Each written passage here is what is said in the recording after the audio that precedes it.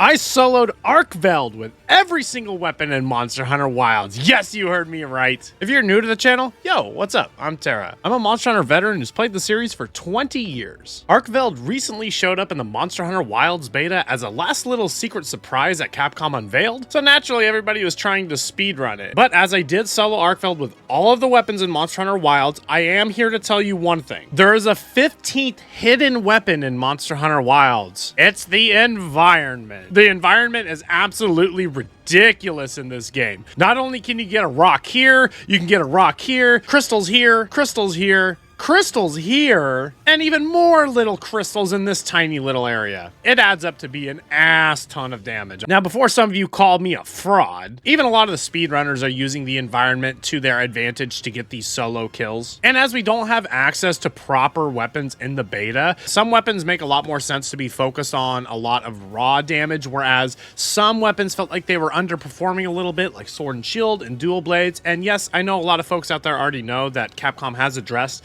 some of the damage issues. In this beta test, however, those changes were still not reflected in the gameplay that we got. Now, in nearly all of the weapons that I used during this challenge, I actually used Doshiguma armor. Now, some of you might be thinking the Doshiguma armor's got some really whack skills tied to it though, Tera. Well, if you haven't noticed, actually, there is a group skill, and we're not talking about the Doshiguma's Might, which you also get, the armor set bonus. The group skill actually comes with Fortified, so dying up to 2 times in any of these quests meant that we got an extra 20% attack buff and 30% defense. However, using 4 pieces of Doshiguma armor also got us the set bonus of Doshiguma's Might, which also got us a lot of attack damage whenever we would get Power Clash or an offset attack. But let's stop yapping about all that for now. Let me get into the main point of what this video is going to be. Number 1, I'm going to talk about what it was like to actually fight ARKVELD and solo him with every single weapon. Number 2, I'm going to talk to you about how to actually get the job done depending on the weapon that you do main. And 3 covers both of those bases, but I'm going to talk about what I found to be the actual core fundamentals of all the weapons in Monster Hunter Wilds that you're going to want to take up against any monster in the game. One last thing though,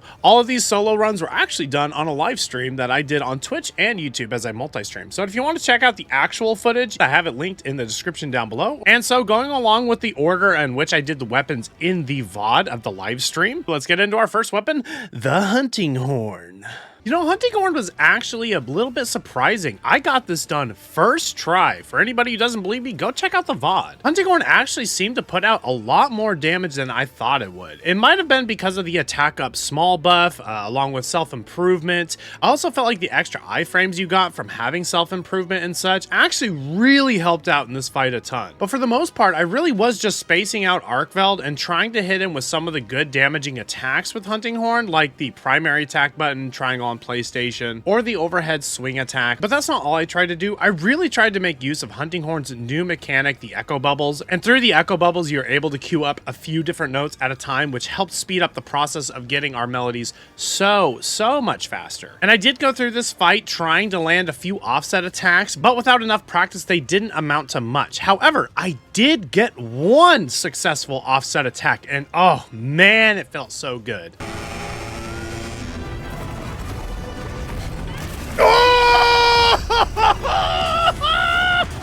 That's what I've been waiting for! Something else I also noticed is that the echo bubbles actually do a ton of damage on impact. They'll do a straight 42 damage, which is equivalent to like a Greatsword swing 1 charge attack. Now, you only have 3 of these bubbles that you can place down at a time. However, ARKVELD is such a huge monster that hitting him with the echo bubbles after effect of playing notes and just swinging your hunting horn around in general actually added up to be a ton of damage. Now, it was still kind of a close call. We had to use a little bit of environment, some rocks and some crystals, and we also actually had to capture ARKVELD. As I said before, some of these weapons really came down to the wire, and I was scared of not getting the hunt done in general. I feel like I was actually close to getting the kill, but I didn't want to risk having to do hunting horn over again in this challenge run I did. But hunting horn on ARKVELD, to my surprise, was mostly using the echo bubbles for damage, but to wrap up the real hunting horn solo experience, it really was about getting the damage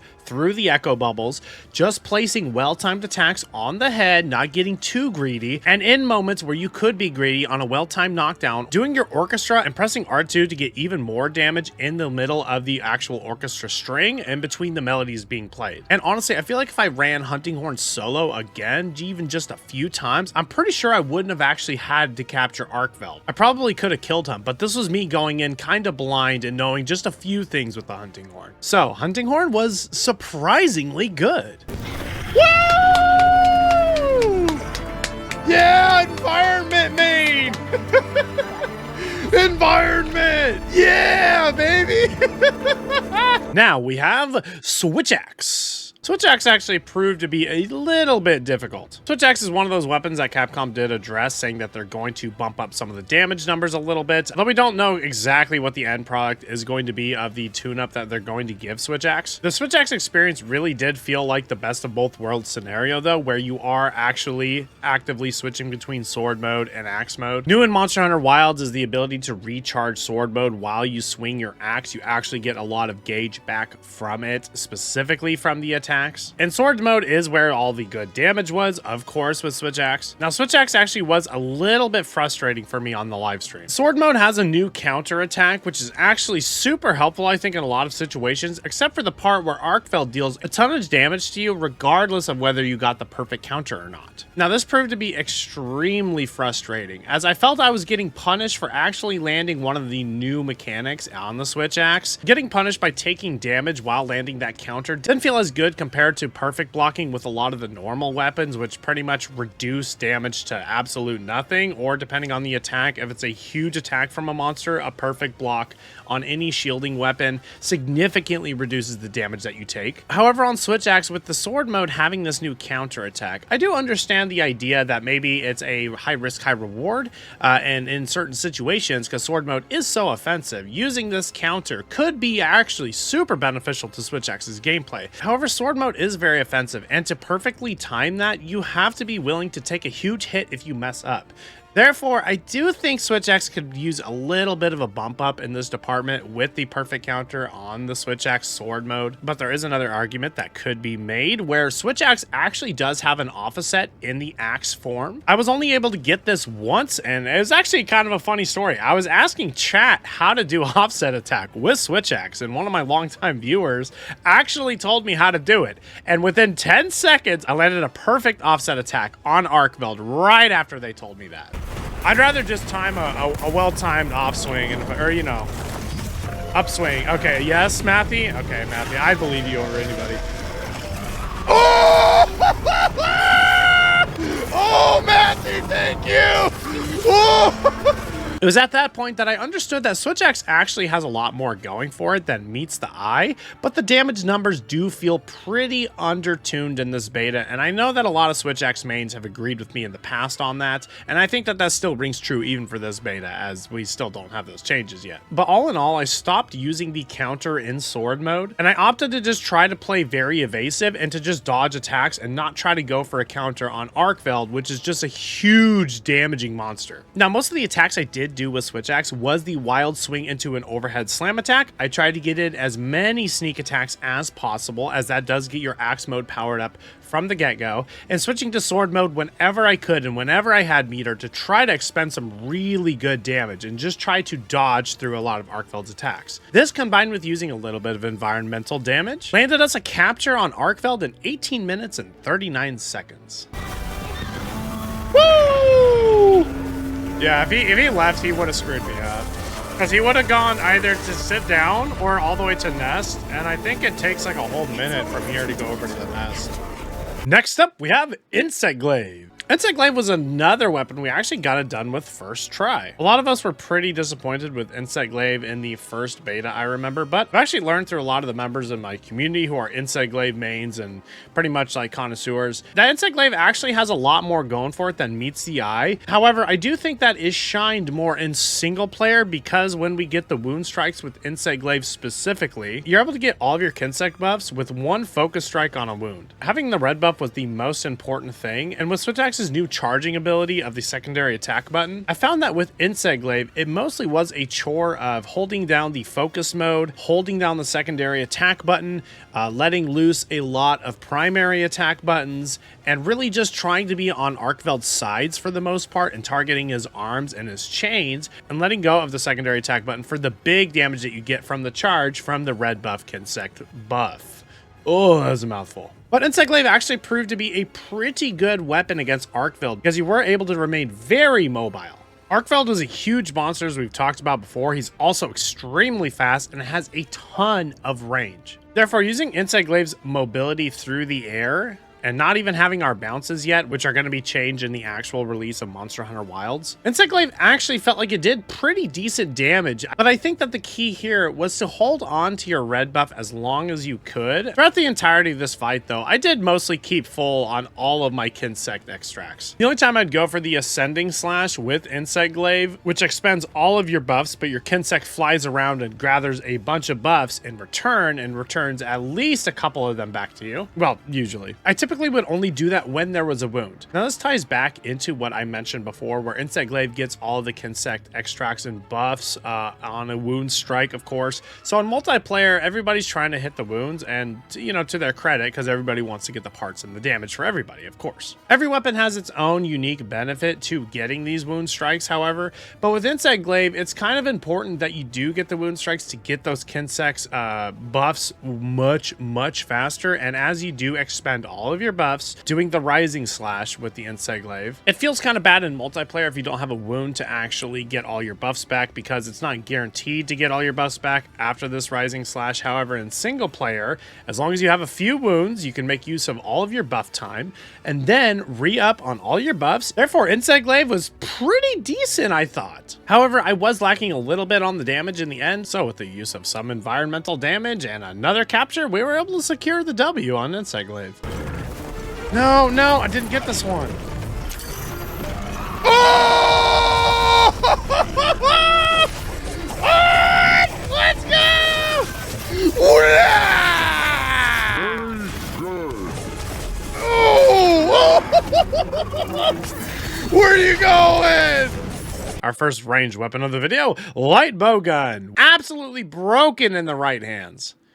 Not my hands, though. Light bowgun, I know, is extremely strong, and light bowgun and the heavy bowgun in the first beta happen to have some of the fastest speedrun times, if I remember correctly. Now, at first I started this quest off by playing around with light bowgun a little bit, seeing what damage actually was the best, but it did seem to just be the normal ammo. Making use of the normal ammo, shooting the head and the arms and the chains of ARKVELD, along with utilizing the rapid fire energy, we were able to put out some pretty consistent DPS. However, there was one trap that I kept falling into. Rapid fire energy was shown in the trailers to be this awesome new mechanic with the light bowgun, and it still is awesome in my opinion. Rapid fire energy enhances the ammo that you're shooting, making it an even bigger burst fire, and it also makes it so that when you dodge, you actually fire off some shots. You can even fire off a chaser shot, which is done at the end of a pseudo combo with the light bowgun's rapid fire energy. It does do more damage in the long run. However, ARKVELD is just so fast. It actually proved to be a bit difficult to actually land this a lot of the time. Halfway through the fight, I did start to actually opt for using rapid fire energy, but just firing it like it was still my light bowgun. I wasn't trying to go for the rapid fire energy dashes for the extra damage while moving and stuff like that, which I was trying to force in the beginning of the fight. Through firing it like it was just this typical light bowgun still, I found it was actually much more manageable to actually get the victory on ARKVELD than trying to replicate what some of the expert players do with this weapon. This combined with making use of the light bowgun's wound attack, which is basically a lob or a noob tube, if you will, put out a ton of damage, along with utilizing the special ammo of the Wyvern Blast with the light bowgun. So all in all, the light bowgun is actually a pretty comfortable weapon to get this challenge done with. I think if you just go for the tried and true rapid fire normal ammo over and over and over on the chains or the head, and you just make sure to expend your rapid fire energy, but not try to go for the cool flashy stuff that is tied to that energy meter, this fight actually becomes pretty simple at the end of the day, and some may even say trivial if you're good at movement and knowing the spacing that you need to not get hit by a lot of ARKVELD's attacks. This combined with using some environmental damage, because I lost a lot of time in the first half of the fight trying to go for the cool flashy stuff. To secure the victory, we did have to capture ARKVELD once again. But hey, a W is a W, right? Okay, thank goodness. Ooh. Next up, we have Heavy Bowgun. This weapon absolutely clapped ARKVELD, man. Heavy Bowgun having the ability to have a perfect guard on it and not just like the automatic guarding whenever you have your Heavy Bowgun out actually made this fight so easy. With your Palico healing you intermittently and by significantly reducing damage that you take if you can land perfect guards on ARKVELD over and over, Heavy Bowgun actually just was basically the same thing as Light Bowgun, where the main name of the game was normal ammo. Dealing about 18 damage per shot with the Heavy Bowgun and having 7 rounds in your clip added up to be a ton of damage that was extremely consistent if you knew when to stop shooting and when to block. This combined with using the Heavy Bowgun's special ammo, which is the Wyvern Heart. The only thing that was actually a little bit concerning was just knowing when to stop firing your Wyvern Heart or running out of your Wyvern Heart's clip and getting forced into a reload, which could actually put you in danger, which happened to me a few times on ARKVELD. But after learning my lesson a few times of getting clapped by ARKVELD while I ran out of ammo in the Wyvern Heart, I wisened up and actually started taking out the special ammo clip myself and dictating when I would run out of it or not. But with all that aside and our main game plan out of the way, we did still opt to use some environmental damage. However, Heavy Bowgun actually has sleep ammo attached to it in this beta. Therefore, we pulled some shenanigans on ARKVELD. We actually lured him right underneath a rock in the cavern right below base camp. And if any of you don't know out there, whenever you hit a monster while it's sleeping, the first instance of damage that it receives is actually doubled. So being a prepared hunter, we decided to lure it right under the rock, force it into a trap to make sure that we got the sleep ammo on him, and put him to sleep directly under the rock, adding to huge damage, ladies and gentlemen.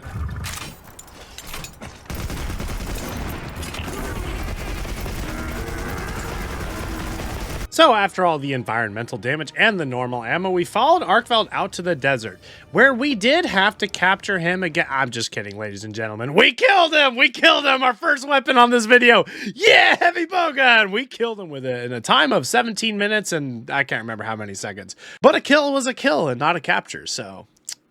Next up, we have Charge Blade. This weapon was so broken against ARKVELD, I could not believe it. Perfect Guard is such a broken mechanic on some of the weapons, and it rings so true on Charge Blade that it's actually better to Perfect Guard things than to guard point. And guard pointing is like one of the main mechanics in Charge Blade. Now, as some of you may or may not know, we have SAED playstyle and a Savage Axe playstyle, and that has remained true in Monster Hunter World and even in this game as well. However, the Savage Axe mode actually completely outperforms an SAED playstyle by a ton of damage. It's not even funny, ladies and gentlemen, how broken Savage Axe mode is compared to SAED. However, there are some requirements to actually activating Savage Axe. A couple of the easiest ways to activate Savage Axe is to hit a wound strike, or you simply need to get a Perfect Guard on a monster. Perfect Guard is probably the easiest way to activate Savage Axe, as you just get the Perfect Guard and then you press and hold triangle to activate it. Simple as that. No energy required whatsoever. So the game plan against ARKVELD was truly getting our energy and storing it into our shield, which still buffs Savage Axe's damage a ton. Then I opted to fill my vials, and then with Axe form, I just press circle, the secondary attack button, over and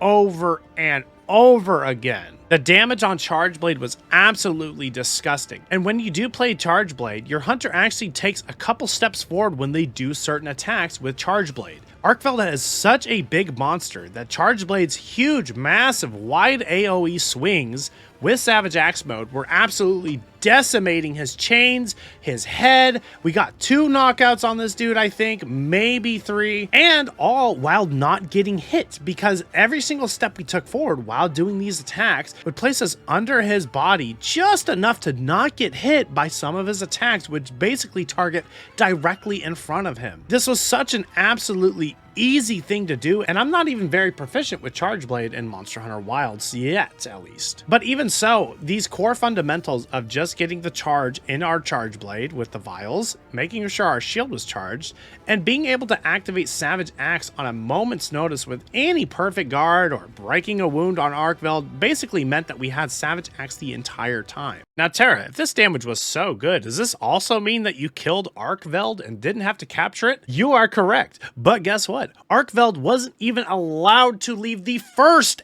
area because this shit was so strong. I killed him before he even had the chance to leave, to go to the desert, to go up top to the cliff sides, whatever, it didn't matter. We only had one rock environmental damage on him, and it was enough, along with all the charge blade damage that we did, or savage axe damage, should I say. We got a kill so fast. We got it done in under 15 minutes, and this was with me not even being very proficient with charge blade. It was an absolutely crazy weapon, and I can't believe how strong savage axe is.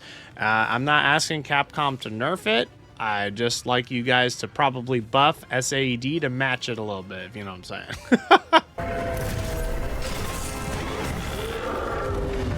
Wow! Godlike run, ladies and gentlemen. Damn, just straight ass beating. Next up, Gunlance. Now, Gunlance, ladies and gentlemen, was an absolutely broken weapon again, just like Charge Blade. Gunlance's damage is absolutely ridiculous. This is again the result of perfect guarding. Perfect guarding, actually having a counterattack with all weapons that can perfect guard, is how we got such amazing DPS uptime on ARKVELD with the Gunlance. Now with Gunlance, we opted to not do any thrust attacks whatsoever. We did not do any normal shelling. All we did was our primary really long attack combo that has full bursts included in it, along with expending our worm stake cannons in the middle of those combos, and depending on the moment or not, using a Wyvern's Fire right after those combos, which actually acts as a shortcut to fire off that Wyvern's Fire. Wyvern's Fire, if you are close enough, does at minimum 200 damage to ARKVELD every single time. And Gunlance, believe it or not, is actually pretty deceptive in when you can guard. Some of the recovery on some of these attacks can actually just be canceled near the end of the attack animation, and you can get a perfect guard, which does land you a straight overhead slash, which acts as a shortcut to get into that really strong damaging combo. Now, you are a little bit vulnerable against ARKVELD when you are doing the full burst into the worm stake cannon. However, you're normally doing so much damage in the opportune moments with it that I actually just staggered him before he even had a chance to hit me a lot of the time. And the times that I did get hit while I was doing this, it wasn't really a big deal. We called our Sacred picked us up, we ran around for a little bit healing, and we jumped right back in. All of this combined with using the focus mechanic to actually aim our attacks and circle ARKVELD the entire time, all of this combined with a little bit of environmental damage again, ladies and gentlemen, landed us a kill over in the desert in under 16 minutes. This is the finisher. Oh! Was that the finisher? Dude.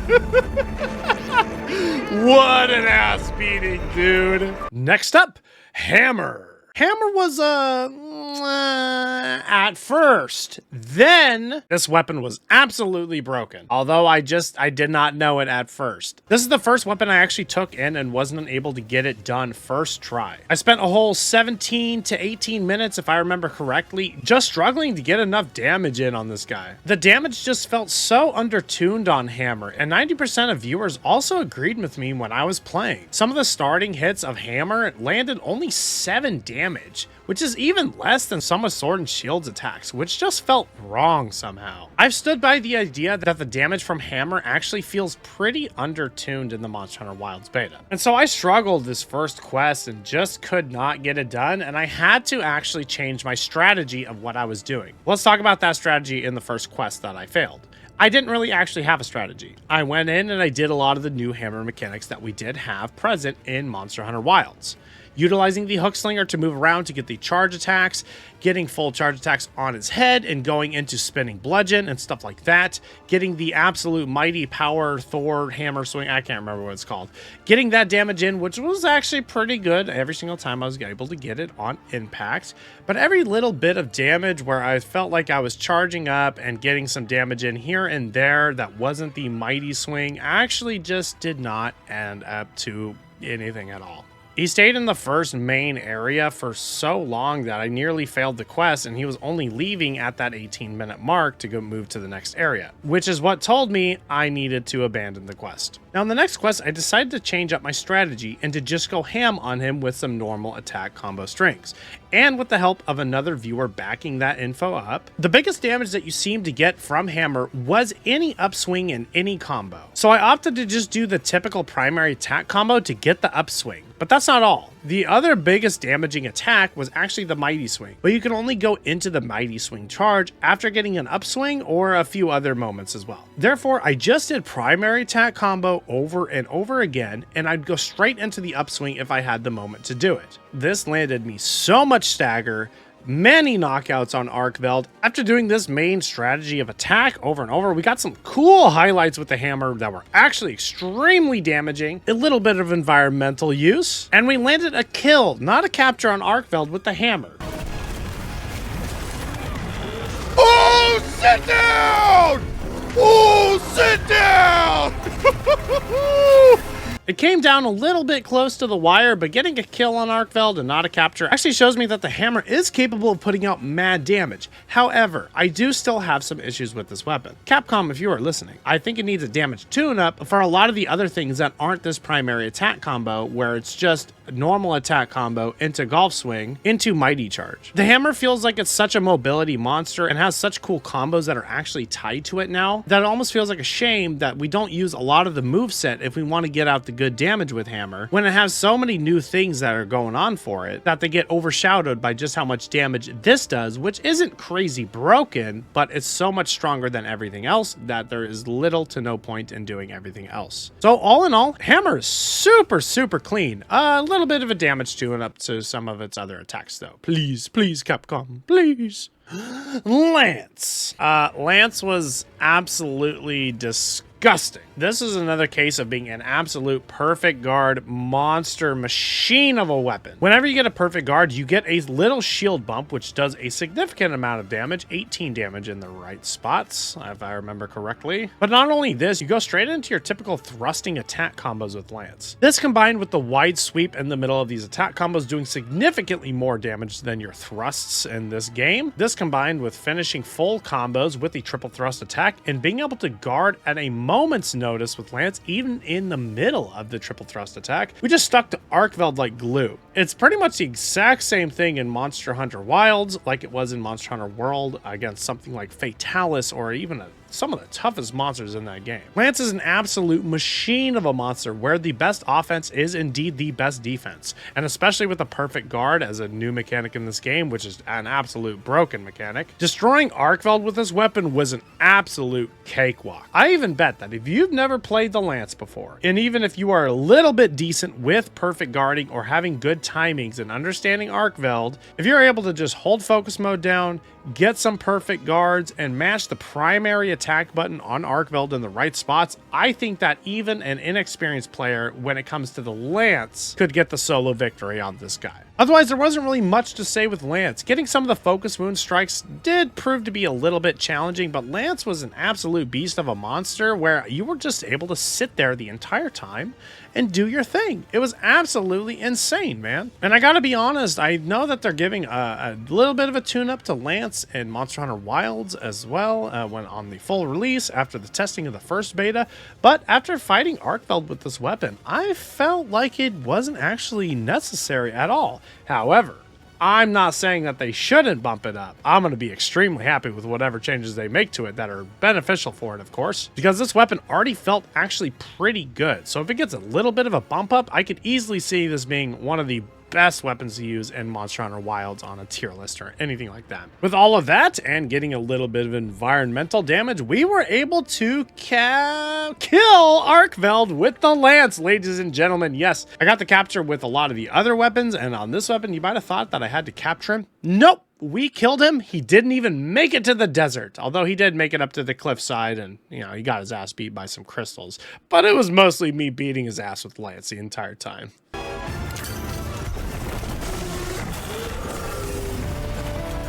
Ooh! Yeah, I guess hammer does do pretty decent damage, huh? Look at that. Next up, my main weapon in the Monster Hunter series, although depending on the changes, I'm not sure if I'm gonna main it in Monster Hunter Wilds anymore, the Sword and Shield. The Sword and Shield run came right after the Lance run, and there was one thing I already knew going into this fight. Sword and Shield is pretty lackluster in the Monster Hunter Wilds beta. Specifically, the Perfect Rush doesn't really do very much damage and is kind of not worthwhile because you are pretty vulnerable when you're doing Perfect Rush. It's also very easy to get carried away, trying to get the perfect timings on the Perfect Rush, but also trying to be on the lookout to cancel Perfect Rush to go into a guard. It just didn't seem to be worth it very much. Therefore, I used just straight Monster Hunter Wilds fundamentals of battle. We pretty much use focus mode most of the time. We pretty much just did typical triangle attacks and strafed ARKVELD all over the place. We just strafed and slashed, which is also new to the Sword and Shield, where you're able to slash in certain directions and strafe the monster. And this combined with, again, perfect guard got us power clashes, leading to Doshiguma's might attack buff. We got a lot of perfect guards into actual solid counterattacks with Sword and Shield, which also did damage to ARKVELD if we started to get the charged chop before he drew his chains away. The damage would still incur, so there were actual legitimate damage setups with Sword and Shield.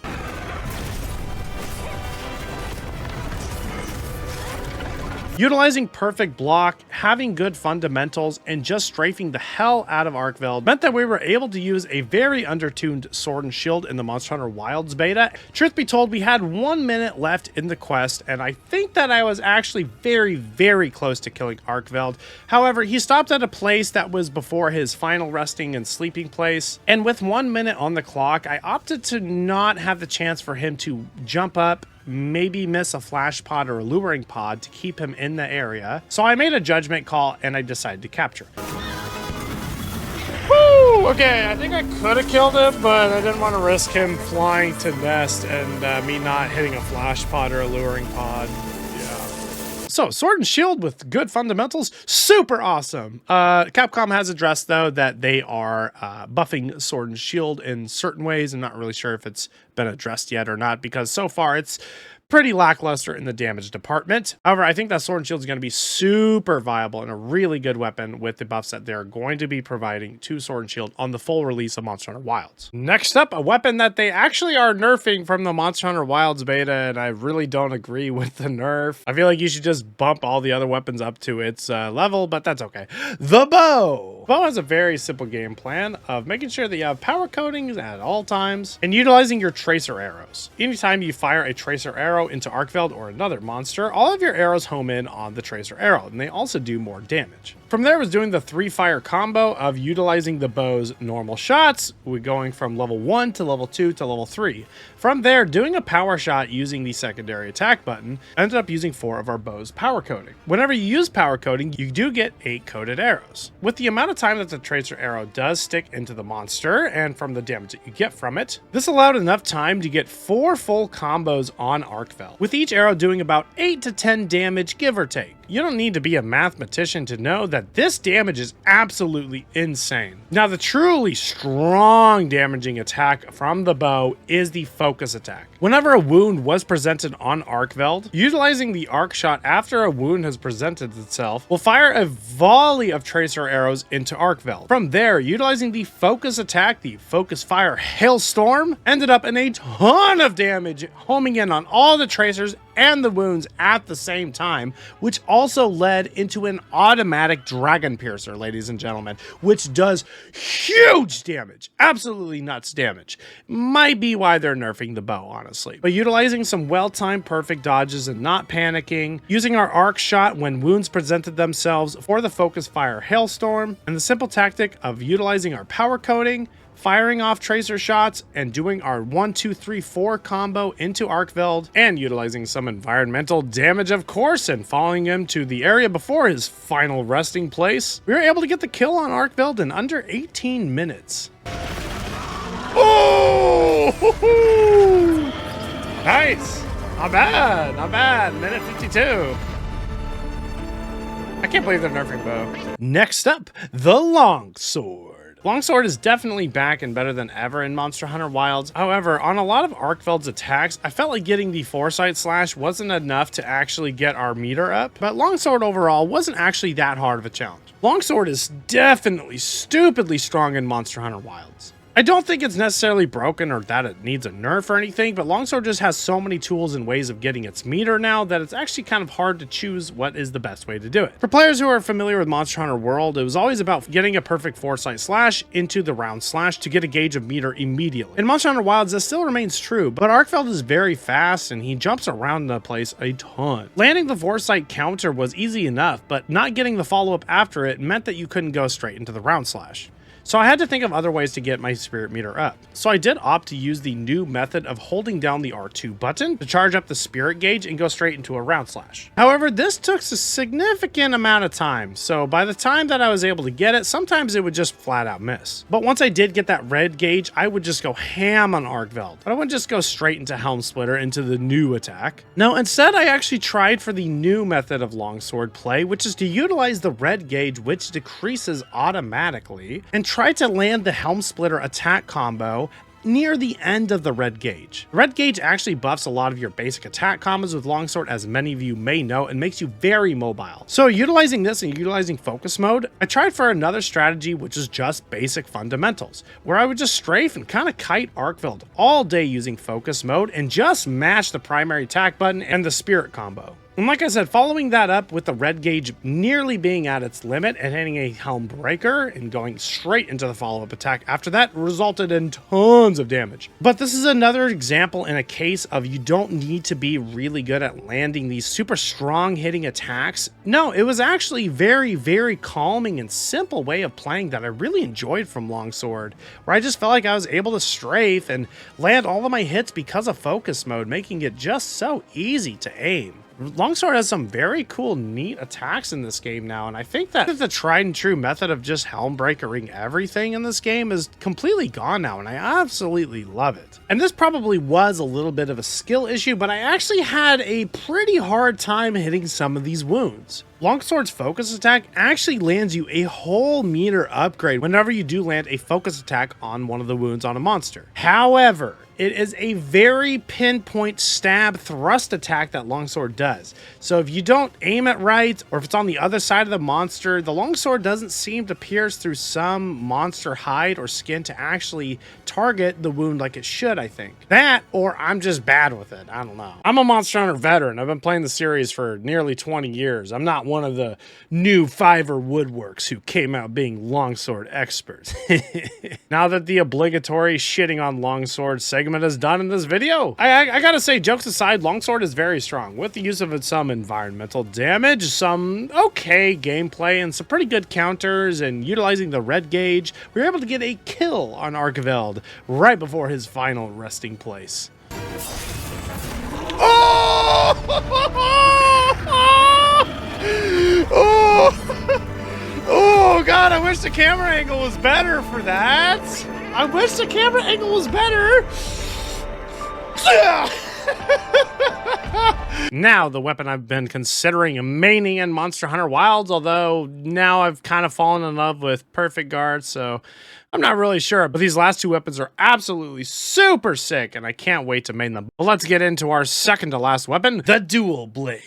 Now, one thing's always remained true about dual blades. Everybody thinks that this is an easy weapon to use in Monster Hunter series, and I always disagree. Dual blades in this game are back and better than ever, but they're not very easy on ARKVELD, I found. Some of the issues that I had with dual blades on ARKVELD soloing was just the stamina management and getting a little bit too carried away with using the dual blades strong, long combos. However, a lot of people may say, Tera, that's a skill issue, and I have to agree on that part. Now, I do think that even with really good gameplay, which I did have solid gameplay on the first couple days of the beta against ARKVELD, I still struggled to get him killed in under 20 minutes. Now, a lot of dual blades extra little bits of damage actually comes from getting its perfect dodge. Whenever you get a perfect dodge with the dual blades, your dashes actually get enhanced to do attacks while you dash. You can even follow it up with the press of the primary attack button. It's only 1 point of damage increment buffs about give or take on a lot of the dual blades attacks, but that damage does add up to be a lot as you are doing a ton of little bits of attack with dual blades. I realized before that I struggled to do a solo run with ARKVELD the first night I fought him and the second night, and yeah, I was pretty unfamiliar with the monster, but I didn't actually have a lot of the perfect dodges down. Perfect dodge is not something that's easily doable with the dual blades, and it's something that you have to actually play a high risk, high reward playstyle to actually get done. But I'd had so much practice with the perfect guards that I felt I really knew ARKVELD's playstyle at this moment. So in this run, I actually got quite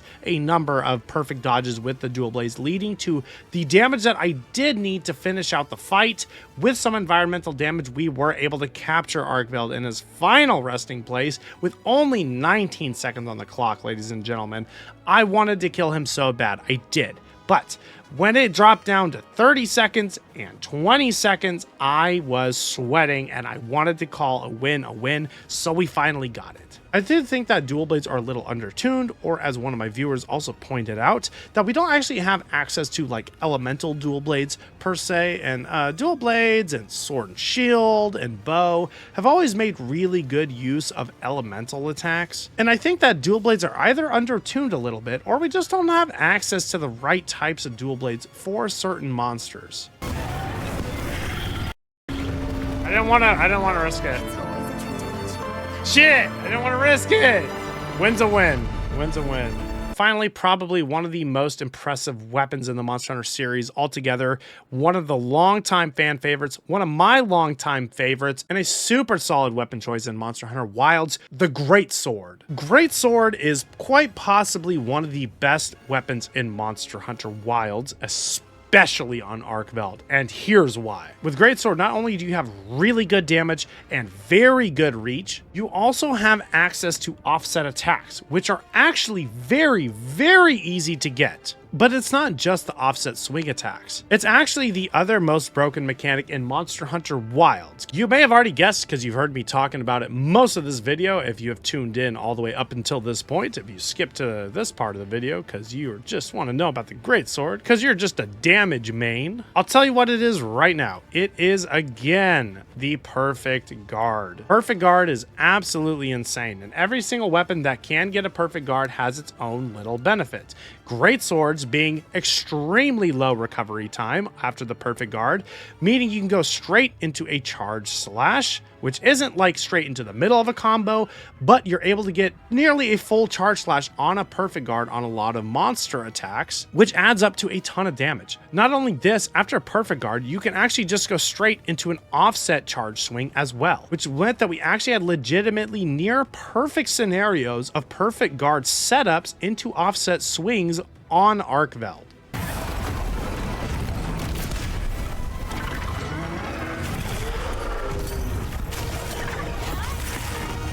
The offset attack is a perfect counter for the pounce attack, which meant guaranteed setups to get big damage, have near perfect counters on ARKVELD, and to activate the damage buff from the 4-piece set of Doshiguma armor. Greatsword seems to have it all in this game. Good damage, long reach, perfect guards, tackles to get through roars and attacks, and offset swings along with power clashes due to the ability of being able to block and a little bit of the ability to stun monsters. I believe Greatsword may just be my main weapon in Monster Hunter Wilds after this last beta, as I truly feel like I connected with this game and all of its mechanics, and the new Power Guard mechanic really rang true in my ears, and the offset slashes, and seeing the build of Doshiguma armor and getting the actual buff that was skill dependent on hitting these offset slashes really just opened my eyes up to how good of a game this is and how awesome of a weapon Greatsword is. Therefore, we were able to defeat ARKVELD in a world record time of